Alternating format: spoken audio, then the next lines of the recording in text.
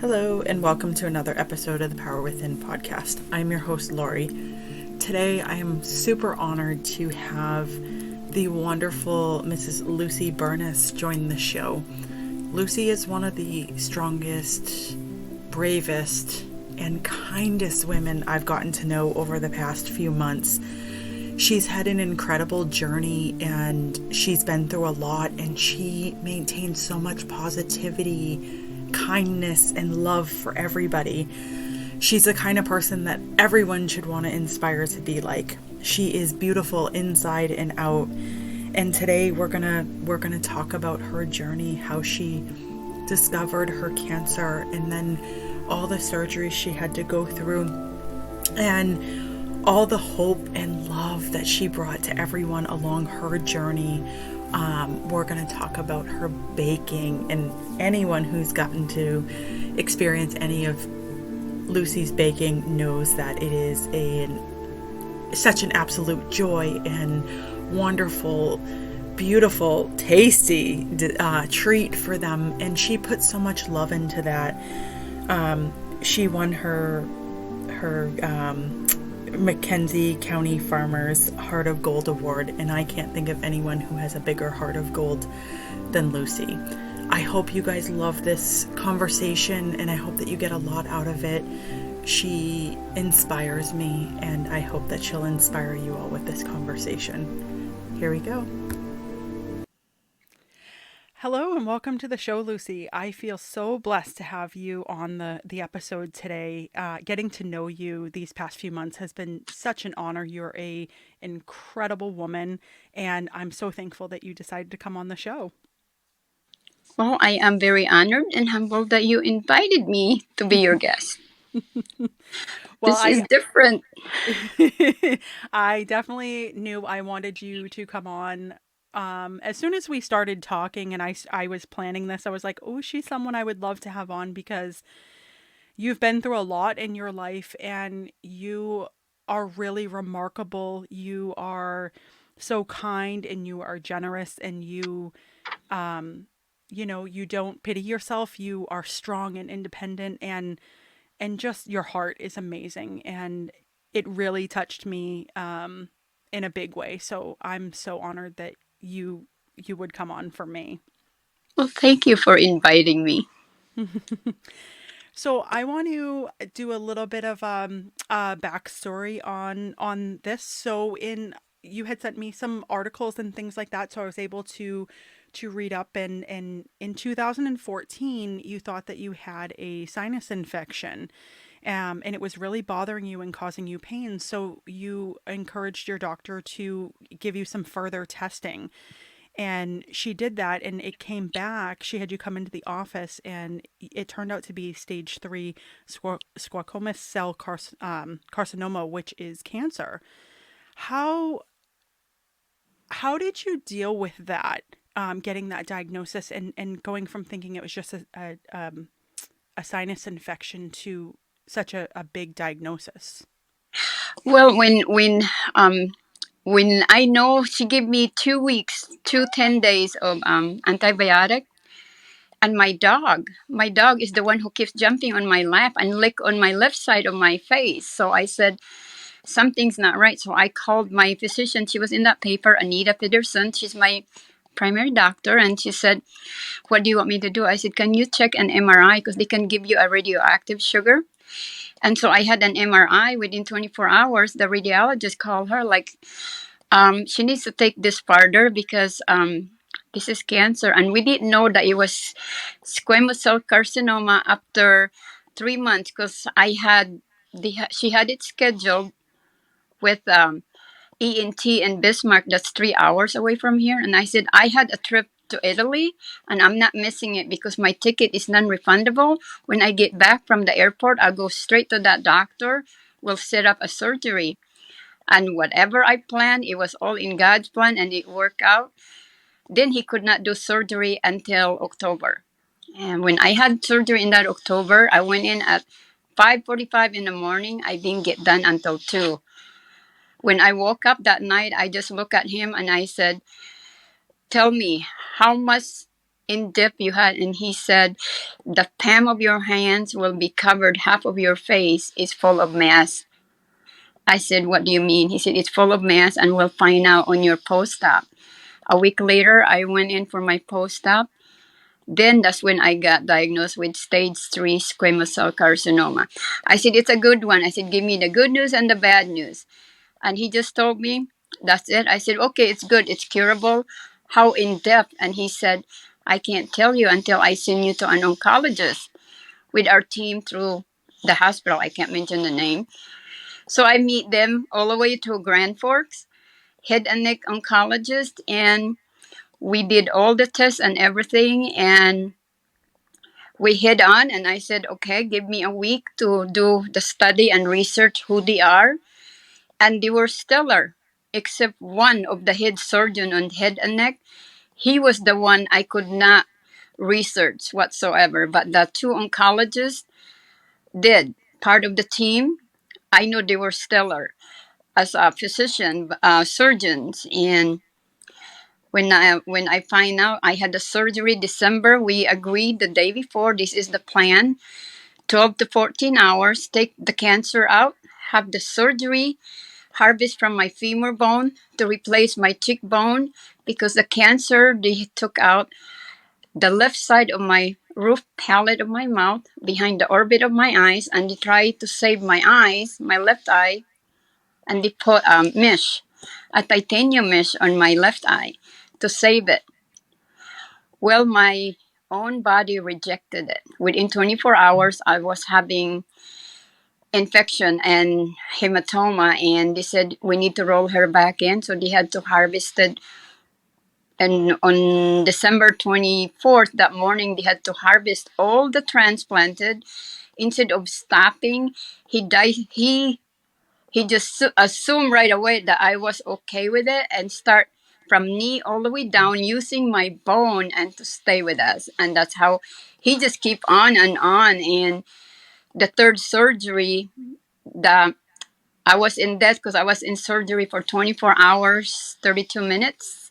Wow. That's when I died. And I lived. My husband did not see me for 26 hours.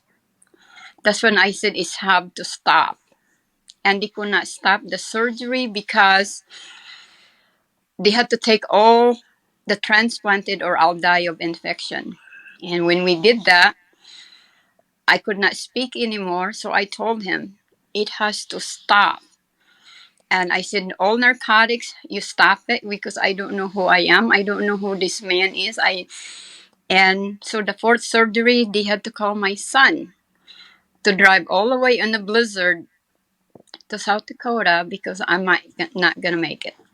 So that's when everything changed. And when we did the last surgery, they put all the fake hardware. That got blown away too within 3 days. So I said, I'm done. Mayo already accepted me. Don't try to fix me. I'm going to go home and go from there. And before I got discharged, no surgeon in my life that I work with would come into a patient's room and apologize. With their patient advocate, their CEO of that hospital, and the 3 attending surgeons, she apologized to me, and I just raised my hand. I had the paper ready. I written down. I said, I'm alive. Life moves on. I forgive you all. I just want to go home, kick the cancer out, but I will not come back here ever. And I promised myself that once I'm able to speak and talk, I will advocate any patient or anybody. You had to be your own voice. You had to be aware what is going to your body, what they're going to do. You had to do very diligent to research and research before farther in, because I don't want anything that has happened to me that it will happen to someone else. Yeah, it's It so was really important. bad. And Yeah, I learned to do that. Even though I couldn't speak, I learned how to type and do in the computer. I got a hold of a beautiful lady in Washington, D.C. for patient advocate. And we just keep in touch and doing that. And that's when part of the work, she just helped me through every step of the way, because I wanted to know And then after my chemo and radiation, the Mayo allowed me to go to see them with their oncologist, how they're gonna treat my cancer, and then they can send all the formula to Bismarck in the hospital so I can get the transfusion, because the trauma I've been through, they don't want to take me farther away from my family. I was already struggling so much in life that I don't want to continue. I want to end. I want to end my life. And my husband said no. So the Mayo said, no, you don't think that way. I said, well, I'm not thinking right anyhow. So they said, we will do that. And so they let me do all my chemo and radiation for 6 months in Bismarck.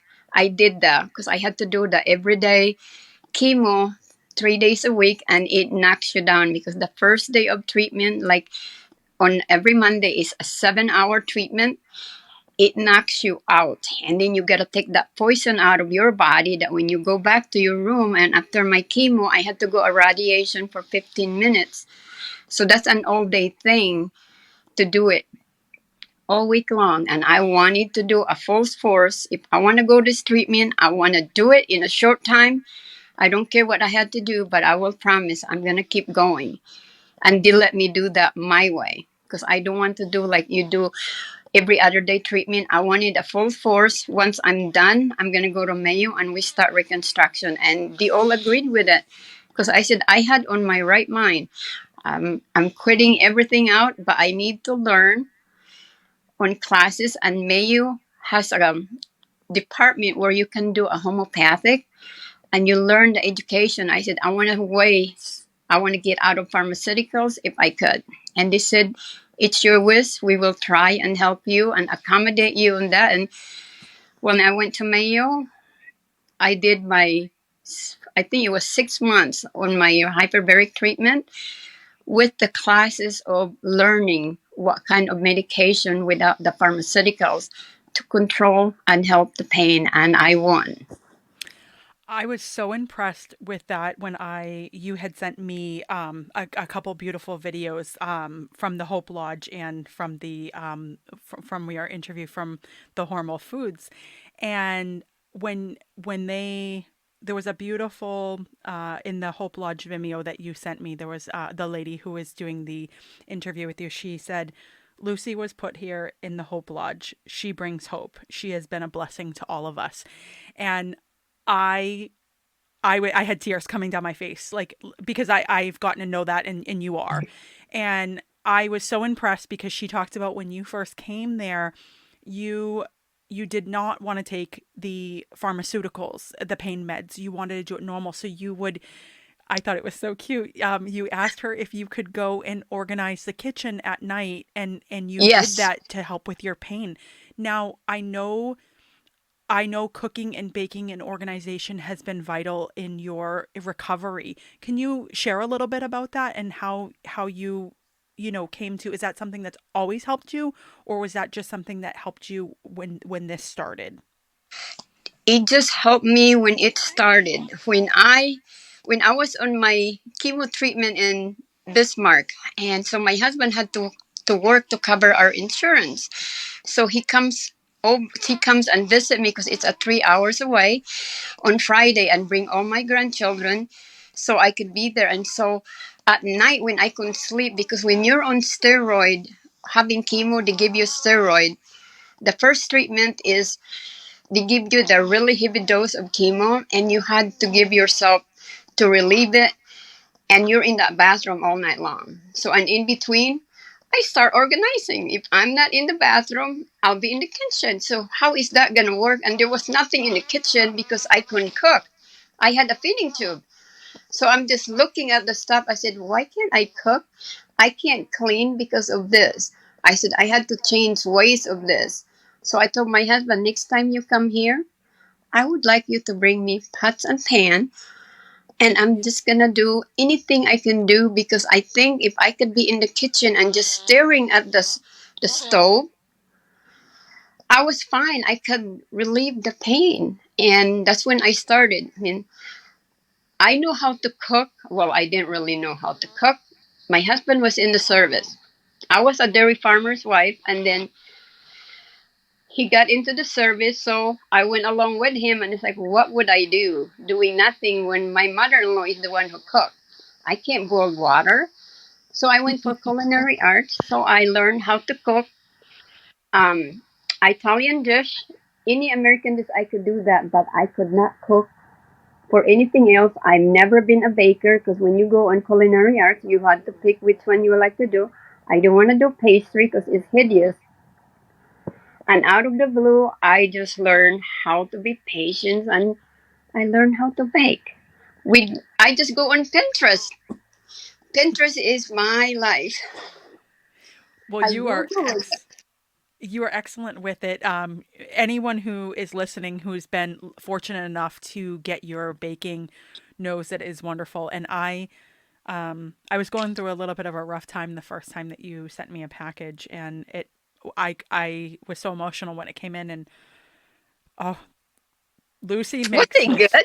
chocolate chip banana bread, and I'm going to tell you it is the greatest thing I've ever had. I'm like, oh, this is so good. And I said to her, "What's the recipe for that?" And you sent me another package with one recently, and I was like, "Yes," because even when I make it, it doesn't taste like that. And I think that a big component is that you put so much love into what you're doing that it adds that extra element. I think it's like magic.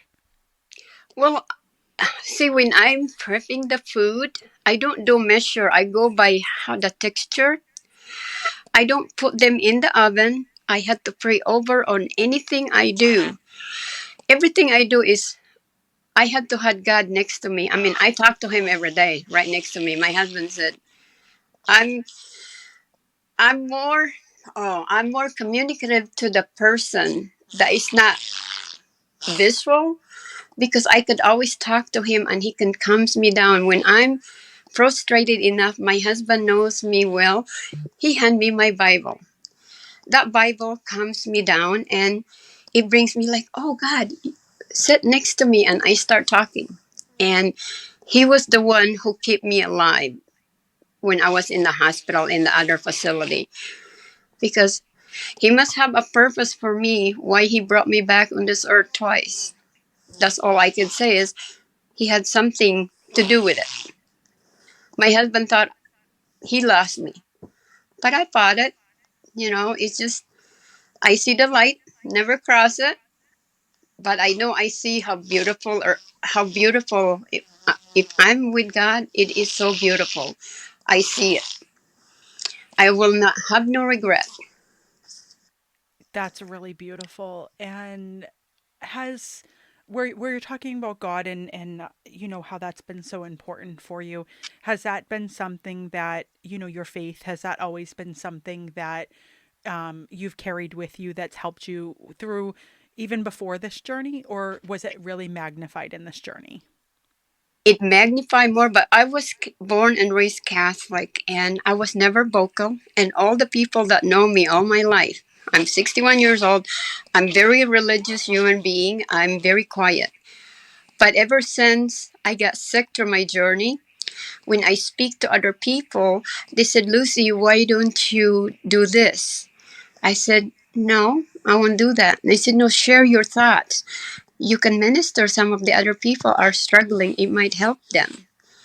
You just never know which person you're going to touch.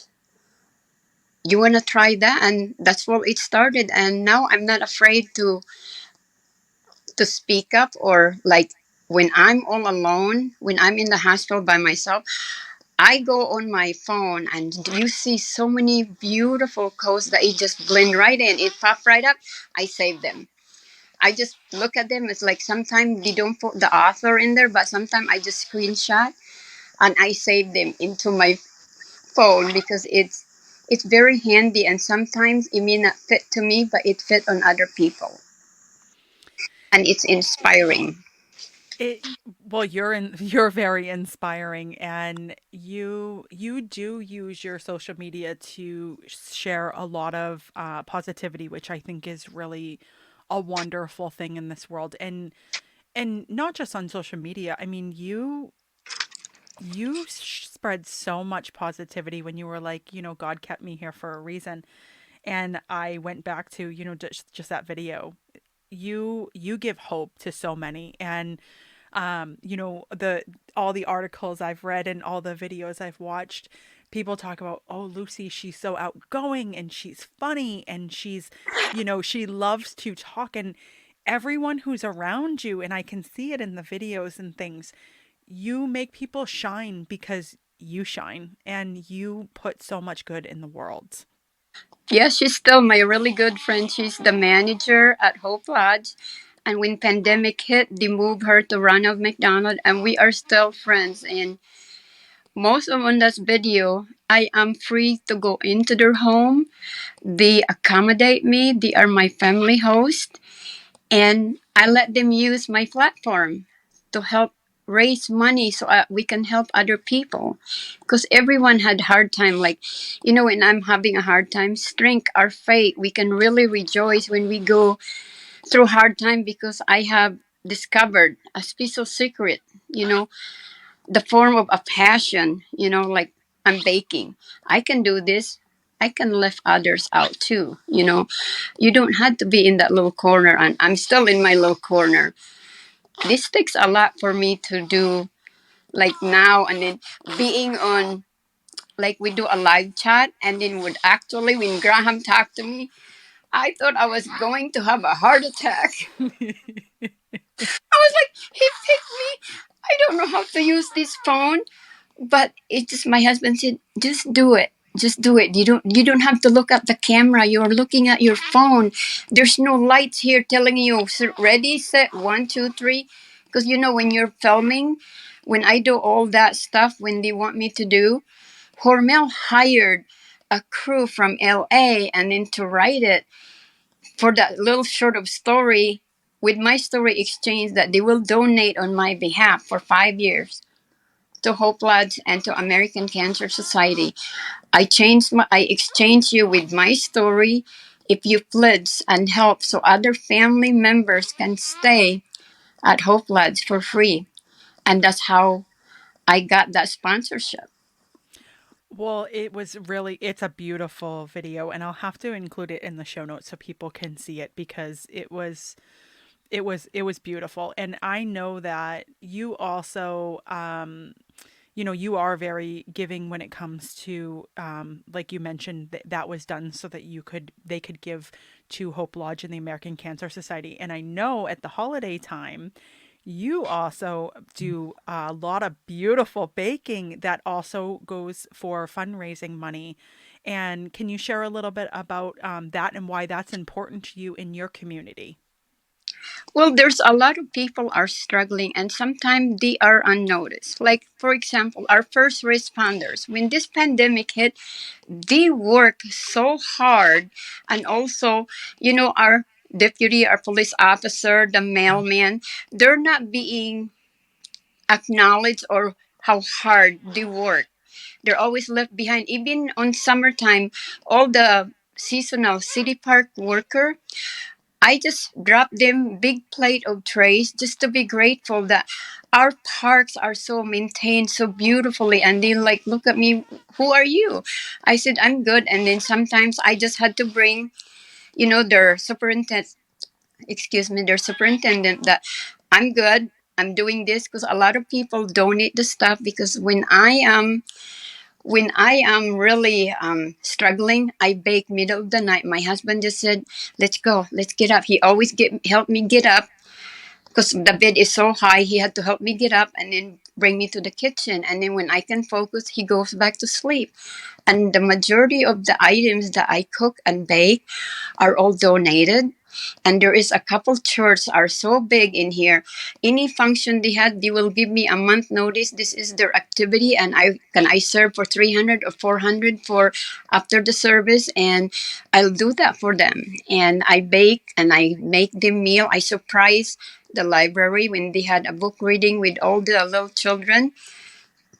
They wait for Miss Lucy. I separate where which one is gluten free and the normal one, and which one are diabetic. I know who they are. I mean, just you just kind of think of those other people, because when I first got sick, this town, we only moved here for 2.5 years, and when I got sick, they did a fundraising, and I will have no idea that people showed up without knowing who I am. I don't know them. They just came through Laurie, and this is not small amount. This is huge amount of money that I received, and that helped for my travel back and forth. My husband to help me for 3 months. We don't have to worry. They supply that amount from the fundraising, so he can take good care of me. And what I'm doing is to pay it forward. And like I always felt like when you do something for somebody, you do it from your heart. Don't expect anything else. Just tell them to pay it forward, because that's how I was brought up. Yes, yes, and that is, I think that that pay it forward mentality really makes the world a beautiful place. I actually thought of you yesterday. It was yesterday. I had ran to the farm and I didn't realize their card machine was down. And so the guy behind, I was like, I'll have to come back. I got to go to the bank. And the guy behind me was like, no, I'll pay for it. And I was like, are you sure? I'm like, no, you didn't. No, he's like, no, I want to. He's like, do me a favor and pay it forward. And all I could think about was you because you do that and your community loves you for it. You actually got the Mackenzie County Farmers 2021 Heart of Gold Award. And Oh yeah, I that was, didn't know that.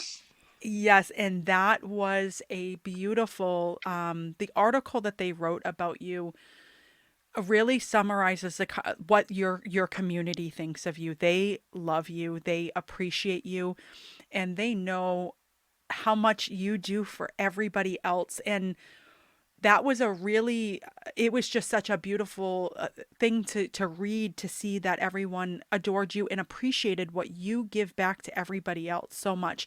What did winning that award, because like you said, they did so much for you without you even being there for a long time, what did winning that award mean to you? For me, it was when I did that. I said, God heard my prayers. I want, I want to be a model of someone that they will always remember me. To that, when you treat other people to be kind, like when you want to give, you give not expecting anything back. You give for the right reason, and there's also that you give for no reason at all, because I take pride of knowing what I give, that making a positive difference on others. I wanted world peace. I wanted to really world peace. I struggled on this last couple years because I'm a very outgoing human being, and it's hard because a lot of people forget to respect one another. They forget what kindness and compassion are, and I'm trying to show it to them. I've been mocked when I don't have a face. I've been called monster. And I just turn around and I just said, I'll be praying for you. And I just walk away. And they all look at me like, oh, what a strange person. That's why my husband don't want me to come here, because where we live in North Dakota is an oil country. People come in here from different states and they don't really know, but the local people knows me, so they don't say anything to me. And so when I go to Mayo, I'm just another patient walking around. I could walk miles and miles when I'm struggling. I just walk for like 3-4 miles every day. The manager at Hopla would say, Miss Lucy, somebody is looking for you. I said, well, I'm on a walk and I will not stop walking until I calm myself down. And it is hard. It is very hard to get used because we had to be sensitive to others. But the feelings of other human are really weird, without rubbing them to the wrong way. But it's hard. It's very hard for me to adjust because I'm used to growing up. We don't quarrel as siblings. I'm second of the oldest of 10 children, and my whole family, Laurie, are humanitarian. We grew up to be missionaries. We traveled different countries. We had people come into our home from different country to stay because they're doing some ministries in our country. And that's how we brought up. And then when we don't agree, we had to sit down and settle that and then hug. That's what we do. And it's so hard in here. It's so a lot of people are, they forget about being kind. They just Yep. they just forget about being kind. I wish we could, learn to speak and react appropriately to others, so we can learn from another and to just be kind. That's all I ever wanted, just to be kind to each other, because we are already hurting and suffering in this world, and we don't need to add that up. No, I think that you you're one of the most beautiful women in the world and the most kind women in the world. And there's a lot of times that we'll be chatting, you're like, I gotta run because I gotta go. You take care of people, and Yes, your community, if anyone needs anything, no matter how busy you are or what you have going on in your life, I'll drop you everything I do. you do, and you take care of people. And I think that I think how much that means to all of them and their families, and they love and appreciate you for that. And when you say humanitarian, I mean, I don't know another person who has the kind of heart in the give that you do. You exemplify everything about that. And um that that that's something, like, you're very involved in your community, and you're very involved in the lives of these people. So how has that improved your life as well, getting to know these people that you'll go and sit with and have conversations with and become friends with? um I think it improved my mentality. It improved more to be so positive that I want to keep living, and it helps to develop, you know um what I do is, like, I truly believe with working with them and helping them that I'm doing God's work. That's how I always look at it. I'm doing the God's work, because that's how the only reason I'm still here, because God needs me and was walking with me in the road every step of the way, and I always do that. And I know He will walk me until my beautification is finished. Um, I'm serving. I'm serving other people, and like, if anybody here in town that they had a fundraising, they would call me.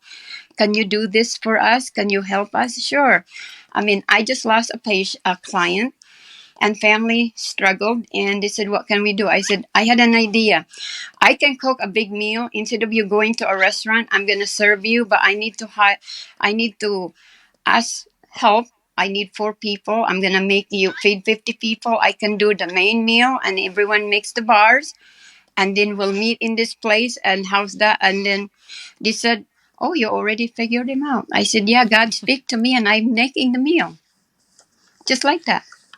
That's great, because that helps them in a hard time too, to be able to focus on the other things. And that's I know that was important for you to be able to help them in that way. And that's wonderful. I know you've had a lot, I believe, about 28 surgeries, and you talk about beautification, but anyone who knows you knows that you are the most beautiful person inside and out. And Oh, thank you. you truly are. And when I think of, like, people who make this world a better place, and who are put here for, that purpose, you are.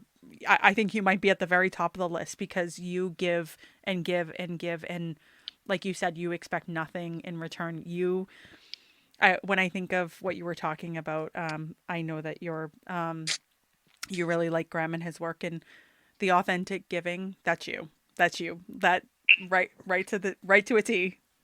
Oh, thank you. Oh, thank you. And we had in common, Miss Laurie. I know. Oh my goodness. But it's just, sometimes I think, if for me, it's just, I just like, I love people. I love everybody I meet. And everyone that I know, they always give me gift. If I don't use it, I never keep it. I regifted it and regifted. I mean, they know I can't drink alcohol. You know how much bottle of wine I had last Christmas? Are you kidding me? So they had a fundraising for a hockey. So I called this lady. I said, "Hey, do you need more wine? These wine are not cheap. Can I just give them to you?" She said, "Are you sure?" I said, "Yes, ma'am. I can't drink just a sip of wine. That's all I could have. But other than that, I never drink alcohol in my life. But I can't say no." And people, they just, they just hand it to you.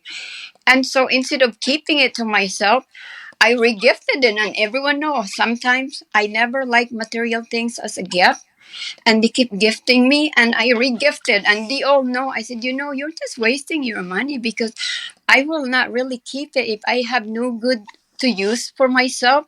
I'm not keeping it and just collect dust. I give it away. They all look at me like, whatever you do, I just want to give this to you. I said, if you give me the book, that I had to hoard. But when any other things, no, I will not keep it. And they all know that. That's why I don't like them that they buy me stuff, because my son knows I don't want the stuff. Just buy me books. And I'm happy. Or I'm just going to keep giving it away. And you mentioned that you love books and that you love to get those. Have you always been someone who is a big into reading? And what kind of books do you like? Yeah, I read all kinds of books.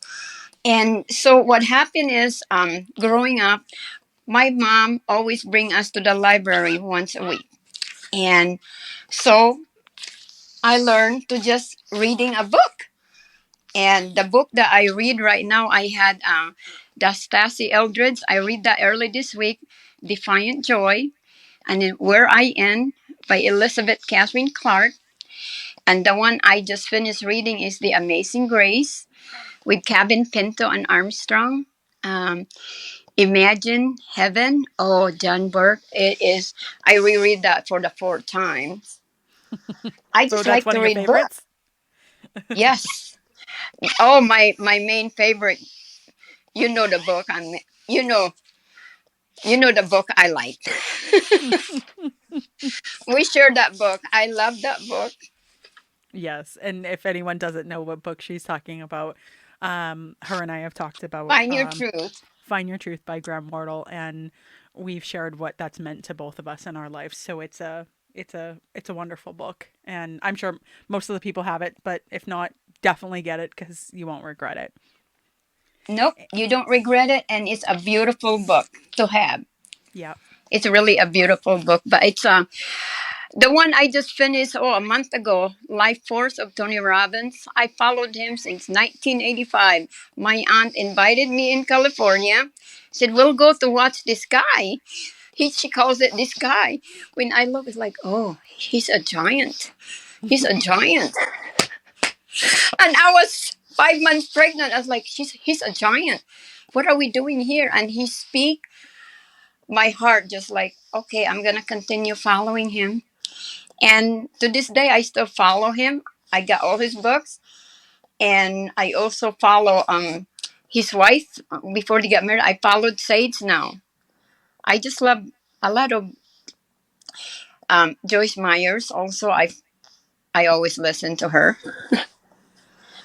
Yeah, there's a lot of really great there's a lot of like great books and people to follow, and you do follow a lot of really good ones. I know another thing that you and I have talked about as well is and I know that you were doing it now, or you've been doing it for a while, but juicing. And you do that. Yes. Thank Yes. you, by the way, for that machine. That machine. It has to be right next to me. Yes, I it's love a that machine. wonderful machine. Now Lucy is wonderful. She listens to all my podcasts, and so on my juicing episode I talked about the Nama juicers. And so she was like, I want to get one. And so she's been making these beautiful on her social media. She's been sharing her beautiful juices that she makes for her and her family. And I want to know, like, how do you love have you always loved the, like, having those fresh juices, or is this something that you've started to take in because you have the kids and the grandkids that love them as well? And you said that your grandson, I think it is, he helps you make them when he can come over? Yes, Tyson. See, Tyson loves the juice. I can't think of that recipe. He loves that book, but I always like. I have that Joe machine many years ago, and then I have the Brave Bell, and it went kaput. So Hmm. I had the Vitamix. I started the Vitamix, the juicing more after I got cancer because I could not eat. I was on a feeding tube. I wanted to wean out the feeding tube, and they told me I have to be in. I had to pass my swallow evaluation and go from there. For me to have more protein to gain the weight, I'm always small person. To gain the weight is I had to have the protein, and I could not taste that protein with no fruits or vegetable because it's horrible.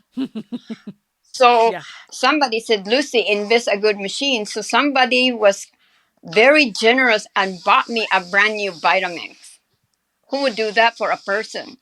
Then I felt obligated. I was like, I had to give back because she would never take money from me. So I'm gonna keep doing this. So I did the the Vitamix, and when I make my juice, I added the powdered protein in there, and that's how I keep my weight.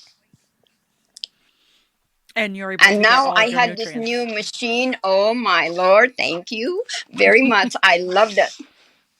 Yeah, and it's such a great way to people be like, "Oh, do you use it?" You can use them as meal supplements as well because you're getting all those macronutrients in there, and it's a great way to load up because you, as you probably know, when you're taking in, putting in all the stuff, there's no way you can eat that many vegetables and fruits at once anyway. And No, so I could never eat the fruit. And then yeah, that's what I said. It is really it's every time I go in at Mio, I go in every 3 months and they check every level, the whole panels. I'm like, whatever you're doing, continue on. And I'm not on any a lot of medicine except for my heart. Other than that, I'm off. I'm off on my I only do PRN on my diabetes because I had a type 2 diabetes. I don't take metformin because I denied I will not take that. I just had to control my blood sugar. As long as I'm within range, I don't need to take it. Or if it gets higher when I don't remember, I'm not supposed to be eating a velvet cake, the whole cake myself, then I have to have an insulin. But the majority, 90%, I will not take any pharmaceutical unless I really have to, except my heart. And you are a very independent lady, and you like to have fun. And so Yes. I want to talk about you. You have a she's if anyone's followed Lucy, you'll see, she's in sunflower fields and she's, hiking and on a motorcycle, and you really enjoy those aspects of like life and freedom and nature. And how is that all beneficial to you? And how is riding a motorcycle? Oh, the motorcycle hunt, it's to me, it's freedom. To me, if I get into that motorcycle, it's freedom. I'm free. I can do my own thing. I don't want to be stuck in a house. I want to be free. It's when I'm really stressed out, I call it my wind therapy, and I forget everything. And what come to me when I do that is just me, myself, and God. And I'm really at peace on that, and I forget all those things that instead of relying on pills, I want to do outdoor stuff. I want to do myself somewhere outside. I can do. I'm not a gardener because I kill everything, but I can pull weeds. But I can walk miles and miles and miles. And I don't like my treadmill because my husband put it next to my bed. I cannot be on the treadmill all the time. I want to have a fresh air. I just don't know how. I just want to be in the fresh air. That's all I love to be. I try the most of every opportunity that comes my way, like, I can do this. I'm going to do it. Anything, the daredevil thing, I always been doing that before I had the trachea, because I had a trachea. I could do four-wheeling. I could do dirt bike. I can do the motocross. I can do knee boarding, in the water. I can do that. Um, on downhill ski. But since I have the trachea, I'm limited. It's been 7 years. So my son would bring me, will go into high hill, and I had to be with the grandkids and go and slide. Other than that, we used to do skiing and kneeboarding. I can't even do that anymore because I have my trachea. This is the goal. When I had my surgery, they're gonna put a glass into my left eye for drainage for my tear ducts. They're gonna cut it open again, and he's gonna try use some cartilage behind my ears to kind of even out my nose, because these are all reconstruct. Half of my face are all reconstructed piece by piece, and even Mayo are, they're the best. My body still rejected it until they put me in, they call it hyperbaric treatment, because I was lacking of oxygen through my blood. So anything they do, it just pulls apart and it opens. And they finally said we need to stop. And then that was the longest treatment they ever had in their record, because nobody could do it continuously for 18 months, and I did it. I started in Billings, Montana. I would drive on a Monday morning, and it takes me 5 hours from our place to go to Billings.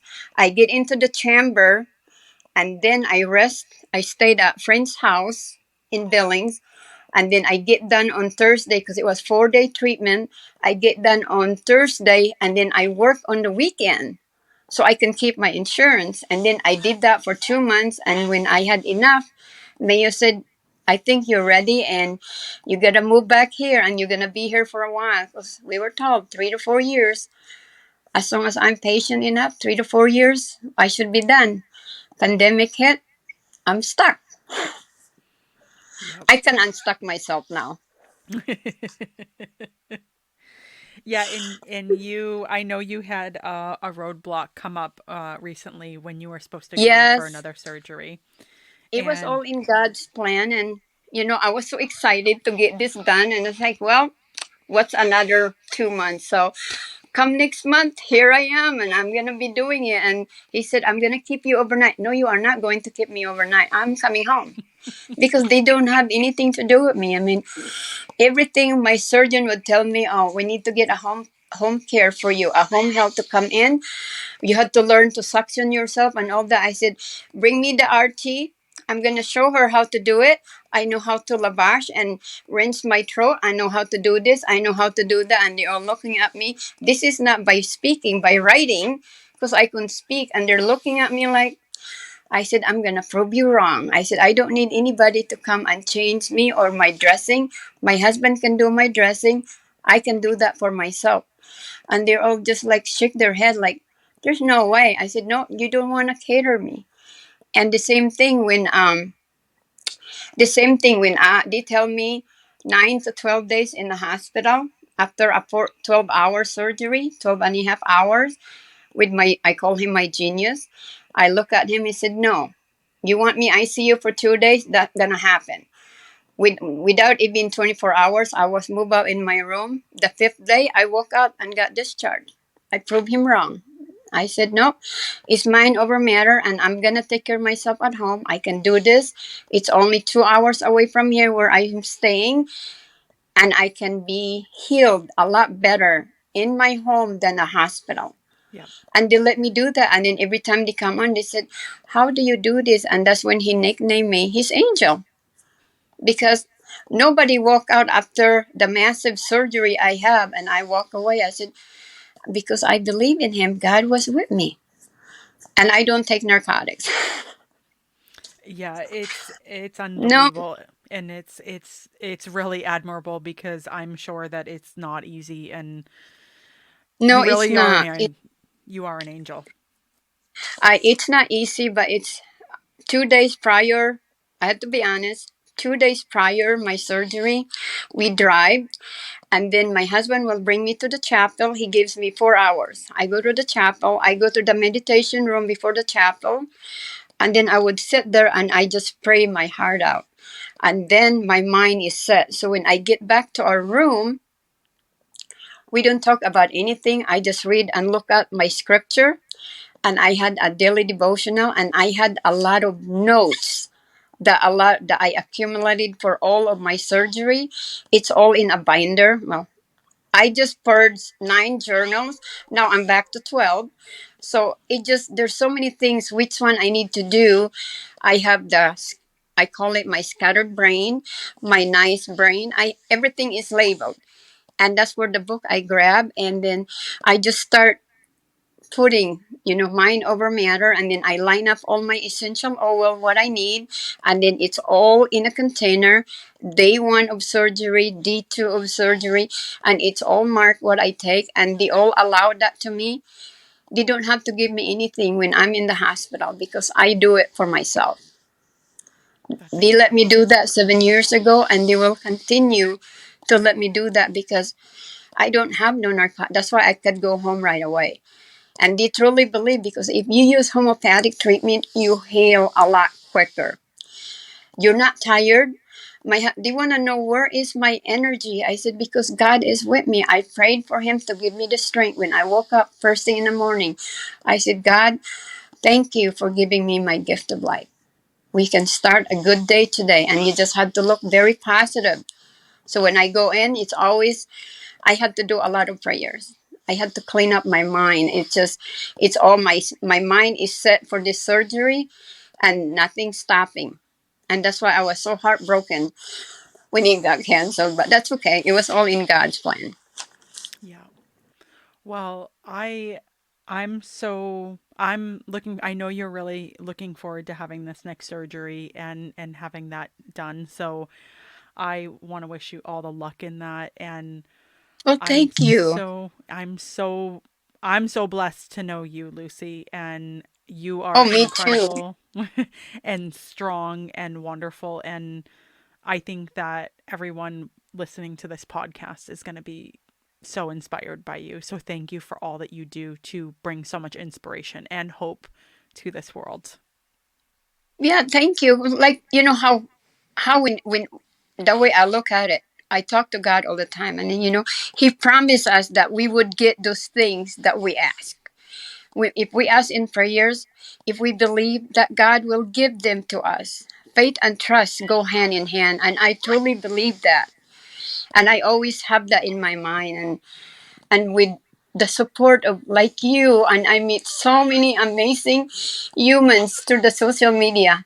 I thank God for signing back, because I walked away in 2016 because my world was upside down. And my husband just said, my auntie said, no, you are not going to get off Facebook because we're not going to see how you're doing. Your husband doesn't call us. I said, he can't call hundreds of you. He said, keep one, because we shut down everything. And I signed up over a year ago back again. And I could not believe how much amazing human being. If I could mention all their name, that they left me up every day and make me a better person, and to trust myself and not to be afraid. And the fear, it's slowly taking off little by little. But I'm not fear anymore, because my fear of rejection, because I'm afraid that how I write, no proper grammar or anything. But you know what? I don't care anymore. I'm just going to say what I think because I write it from my heart. And that's Yep. how I look at it now.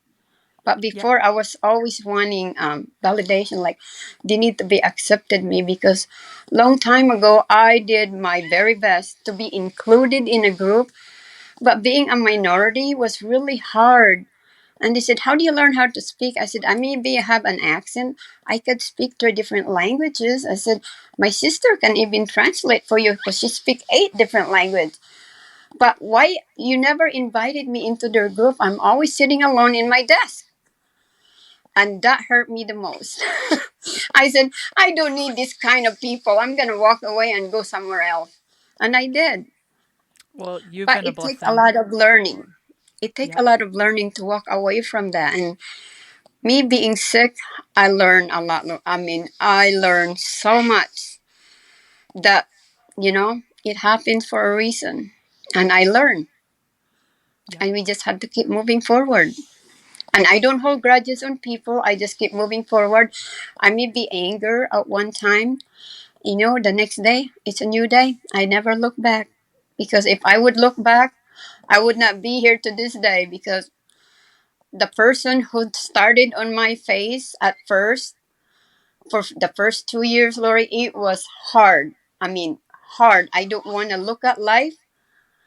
Then I got the biggest news. He got charged of human trafficking. I said, God, you answered my prayers. Yes. Yeah. And it's social media can be a hard place. It can be. And when you were talking about your writing, your writing is Yep. beautiful, and you can tell it comes from the heart. And I think sometimes, you know what, the way I found that acceptance comes is by loving yourself. And you do that. Thank you. You love yourself I and, did and that. that growth. Yep. And that's the most, I know that you go to Lynette's things and stuff too. And, that's something that I've learned from her is, love yourself first, and then everything will fall into place. and, Yes. and don't spend time, like when you were saying, I may have a bad day, but after that it's done. I used to struggle with that, and she would tell me, don't look in the past. The past is, that's where you're going to get stuck, and that's where you're going to be in pain. Move forward and be present today, and enjoy and be grateful and thankful that you were given today. And then all else moves forward. It's very true. It's very true. I mean, but sometimes we're just human, though. Sometimes it's hard. And It it's like, is. I wish I could eat all the food, but I can't, because the certain food I cannot have, Mm-hmm. because my mouth opening, since the radiation is a scarring tissue, they had to cut my jawbone, Laurie. They had to cut it to make a room for half an inch Mm-hmm. and rebuild. They took my beautiful teeth. I lost all the top, but the bottom, I had my whole beautiful teeth. Never had cavities. And they had to take all that out to make a room, because I said, I can't be on that feeding tube. You put me on that pureed food?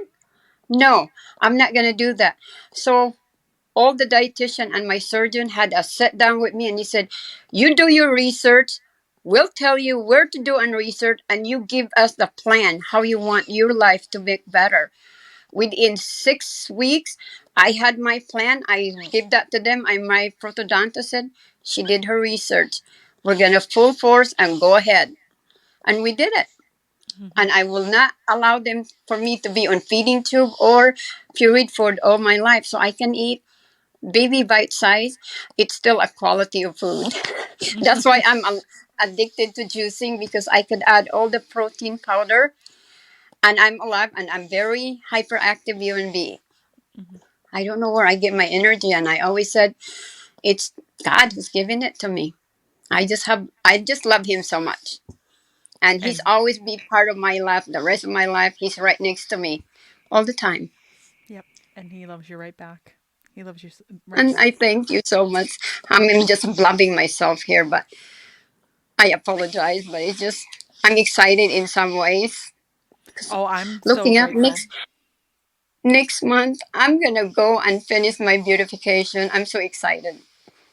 Well, I'm And very I happy could for bake you. more. And when I go to Mayo, I could bake more. You know how I do with all my nurses and my physician? They know I'm coming. Last time before I went there, we had 3 coolers of goodies. And I delivered it, and we turn around, come home. Because they love certain dessert, and they all love my mint brownies, because I made everything from scratch. And there's certain cookies they like. So every department, I'll just call the nurses that I'm right here, pick up your goodies, and I leave, and I spoil them that way, and Yes, it's and kind of nice.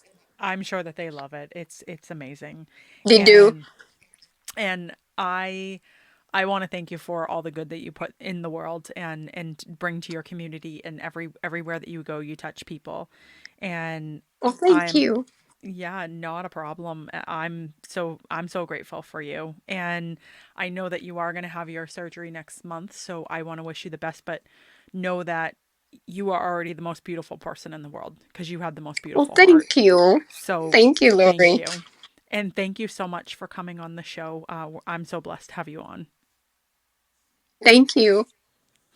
I will go ahead and end the episode here and thank you again. You're the best, Lucy. Thank you. Love you. Love you too. Thank you all so much for listening to another episode, and I hope that you loved that. I hope that you guys got to see Lucy's incredible heart and her joy and love of life and of all the people around her that she blesses daily. It just was an absolute honor to have her on, and I'm so thankful that she agreed to do this. I I love doing this podcast. It's a lot of fun. I've had some great feedback. I've had some wonderful conversations with people over content that I've shared and guests that they've loved. And I'm really happy people are enjoying what I'm doing because I really love it and I put my heart into this and I really want people to be inspired. And I'm trying to bring people on the show who do exactly that, inspire. And I am so proud and happy to do this, and I hope that everyone loves it. I'm going to add all the things that Lucy and I talked about in the show notes below. Her videos from the Hope Lodge and through Hormel, they're wonderful and they will inspire you, hopefully the way that they inspired me. And I'm going to add her songs to the playlist that she loves, that inspire her. So you guys all know about the playlist. I've been telling you every time I have a guest on, I'm going to have them add to it so that you guys have such a variety of music to get you through all kinds of situations. So I hope that you guys love this and I hope that you're enjoying the show. I appreciate the feedback. I appreciate the reviews. I'm even grateful for the people who provide the feedback that of things I need to improve. I'm very open to constructive criticism. If you guys feel there's something I can improve on, there's some things that I just can't change. That's just who I am, and that's just the way it's going to be. I just want to keep it a loving place, and if it's not for you, it's not for you. But if you love it, I'm grateful for you listening, and I'm grateful for you being here. I hope that you guys all have an amazing week and an amazing new month coming ahead. And I send you guys every bit of kindness and gratefulness and heart that I can share with you all. Have a good one. Thank you.